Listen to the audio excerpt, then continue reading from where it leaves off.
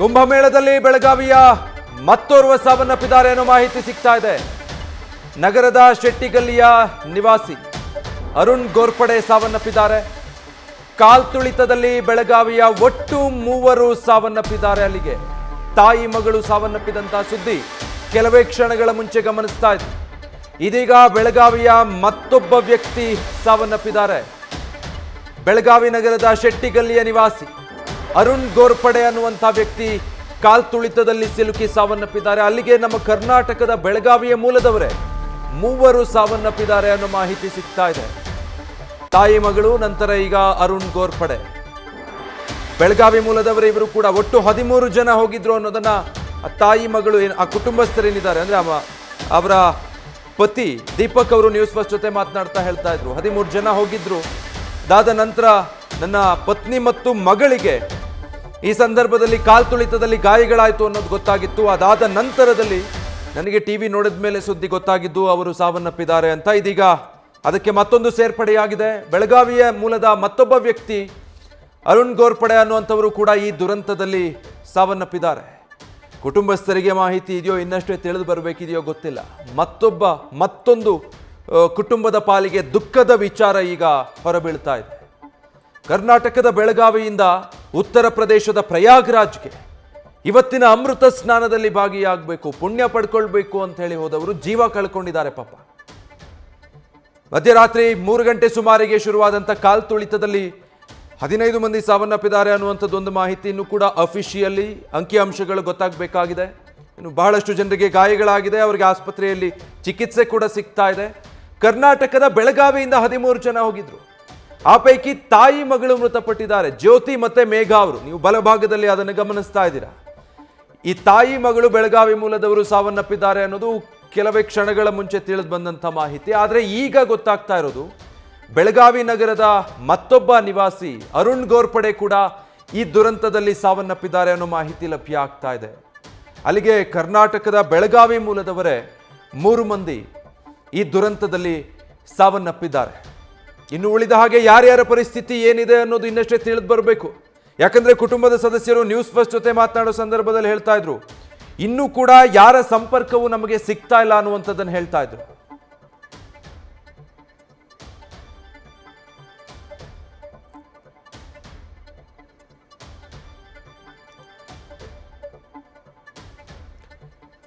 ಈ ತಾಯಿ ಮಗಳು ಸಾವನ್ನಪ್ಪಿದಾರಲ್ಲ, ಆ ಪೈಕಿ ಜ್ಯೋತಿಯವರ ಮಗಳು ಮೃತ ಮೇಘ ಅವರು ಪ್ರಯಾಗ್ರಾಜ್ಗೆ ಹೋಗೋ ಸಂದರ್ಭದಲ್ಲಿ ಖುಷಿಯಿಂದ ರೀಲ್ಸ್ಗಳನ್ನು ಮಾಡಿ ಹಂಚಿಕೊಂಡಿದ್ರು. ಕುಂಭಮೇಳಕ್ಕೆ ಬಂದಿದ್ದೀವಿ ಅಂತ.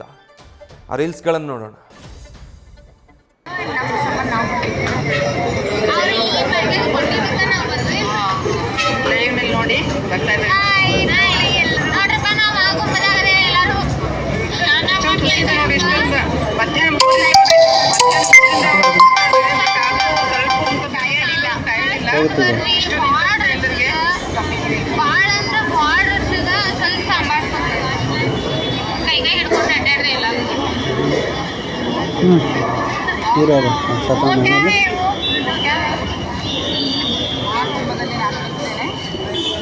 ಖುಷಿ ಆಗ್ತಾ ಇದೆ.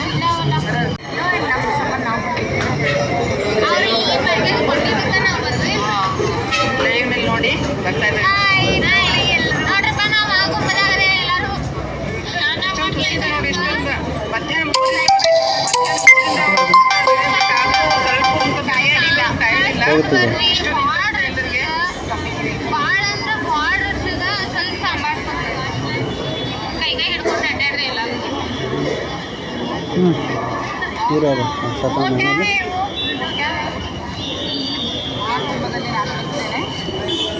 ಖುಷಿ ಆಗ್ತಾ ಇದೆ.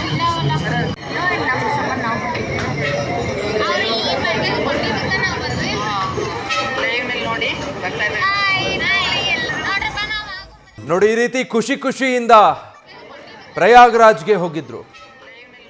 ಅದರ ನೆನಪಿಗೆ ವಿಡಿಯೋಗಳನ್ನು ಮಾಡ್ಕೊಂಡಿದ್ರು. ಒಂದು ಖುಷಿ.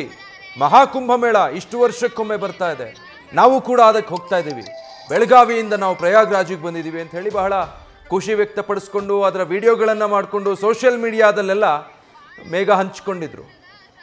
ಇಂಥದ್ದೊಂದು ಘಟನೆ ನಡೆದು ಹೋಗುತ್ತೆ, ನಾವು ಪ್ರಾಣ ಕಳೆದುಕೊಳ್ಳಬೇಕಾಗತ್ತೆ ಅಂತ ಯಾರು ತಾನೇ ಅದನ್ನು ನಿರೀಕ್ಷೆ ಮಾಡೋದಕ್ಕಾದರೂ ಸಾಧ್ಯ. ನಿನ್ನೆ ಇದ್ದವರು ಇವತ್ತಿಲ್ಲ. ಕುಂಭಮೇಳದಲ್ಲಿ ಪುಣ್ಯ ಸ್ನಾನ ಮಾಡಬೇಕು ಅಂತ ಹೋದವರು ಈಗ ಅಲ್ಲೇ ಪ್ರಾಣ ಕಳೆದುಕೊಂಡಿದ್ದಾರೆ. ಇನ್ನುಳಿದವರ ಸಂಪರ್ಕ ಕೂಡ ಕುಟುಂಬಸ್ಥರಿಗೆ ಸಿಗ್ತಾ ಇಲ್ಲ. ದಿಕ್ಕು ತೋಚದ ಹಾಗಾಗಿದ್ದಾರೆ. ಅಲ್ಲಿರುವಂಥ ಯಾರೊಟ್ಟಿಗೂ ಸಂಪರ್ಕ ಸಿಗ್ತಾ ಇಲ್ಲ. ನಮಗೆ ಸುದ್ದಿ ಮಾಧ್ಯಮಗಳಿಂದ ವಿಚಾರ ಗೊತ್ತಾಗ್ತಾ ಇದೆ ಅನ್ನೋದನ್ನು ಅವ್ರ ಕುಟುಂಬಸ್ಥರು ಹೇಳ್ಕೊಳ್ಳುವಾಗ ಪಾಪ ಅವರ ಪರಿಸ್ಥಿತಿ, ಅವರ ದುಃಖ ಅದನ್ನು ಅನುಭವಿಸಿದವ್ರಿಗೆ ಮಾತ್ರ ನಿಜವಾಗ್ಲೂ ಅರ್ಥ ಆಗುತ್ತೆ. ಖುಷಿಯಿಂದ ಮನೆಯಿಂದ ಹೊರಟವರು ನಾವು ಪುಣ್ಯ ಸ್ನಾನದಲ್ಲಿ ಮಿಂದೆದ್ದು ಬರ್ತೀವಿ ಅಂತ ಭಕ್ತಿ ಭಾವದಿಂದ ಹೊರಟಂಥವರು ಈಗ ಅಲ್ಲಿಂದ ಮೃತದೇಹಗಳಾಗಿ ಮತ್ತೆ ತಮ್ಮ ಕುಟುಂಬವನ್ನು ತಲುಪ್ತಾ ಇದ್ದಾರೆ. ಸದ್ಯ ಇನ್ನೂ ಕೂಡ ಅಲ್ಲಿ ಏನು ಪರಿಸ್ಥಿತಿ ಇದೆ ಯಾವುದೊಂದು ಮಾಹಿತಿ ಕೂಡ ಇಲ್ಲ. ನ್ಯೂಸ್ ಫಸ್ಟ್ ನಿರ್ಭೀತಿಯಿಂದ ನಿಮ್ಮ ಪರವಾಗಿ.